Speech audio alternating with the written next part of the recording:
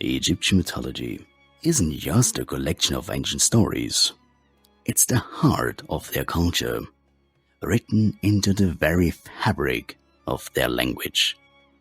Through hieroglyphs, these tales of creation, power, and divine drama have been immortalized. And if you want to learn more about it, check out my main channel. Anyway, today we will uncover how Egyptian mythology comes to life through symbols, names, and inscriptions. Now, for the Egyptians, mythology was everywhere in their religion, their daily lives, and their writing.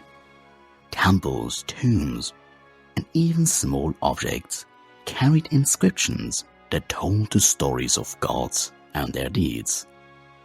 For example, the sun god Re or Ra sailing across the sky, the goddess Uzad or Isis protecting the throne of Egypt, and the falcon-headed Hir or Horus avenging his father Vizier or Osiris. These inscriptions weren't just decorative, they connected the human and divine, ensuring cosmic harmony.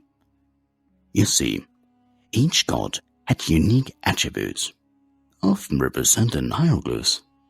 Let's meet a few of the most important deities of Egyptian mythology.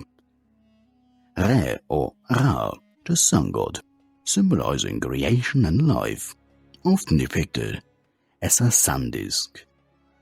Vizier or Osiris, god of the afterlife, symbolized by the crook and flail. Uzad or Isis, goddess of magic and motherhood, represented by the throne symbol, and Hir or Horus, god of kingship, shown as a falcon or the eye of Horus. Symbols like the eye of Horus weren't just representations, they were protective amulets believed to ward off evil. And one of the most famous Egyptian myths is the story of Vizier and Usad, or Osiris and Isis, written in countless inscriptions. It tells of Vizier's murder by his brother Sej, or Sed, his resurrection by Usad, and the avenging of his death by their son, Hir. Netet ink ba pu a isiret. Hir Medjedif. These inscriptions don't just tell a story, they embody the eternal struggle between order and chaos, a theme central to Egyptian belief. So, let's try decoding a simple inscription about Ra or Re. Ja Re Pet Wir. So, let's break it down. First, it starts with the bilateral ja and the boat determinative. That means to ferry across.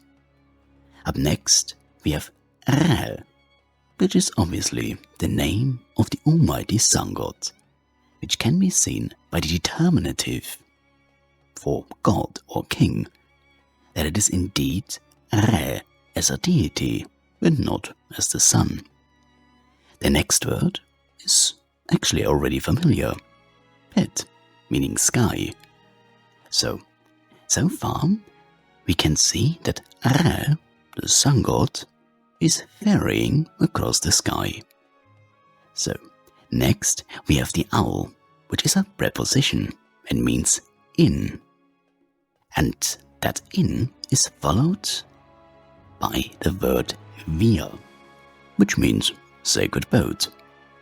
And added onto the sacred boat is a suffix pronoun, the horned viper, and meaning his. So, if we put all this together, we have the simple sentence, Re ferries across the sky, his sacred boat. You see, with just a few symbols, the Egyptians could paint a vivid picture of their mythology. Egyptian mythology isn't just about goddesses and gods.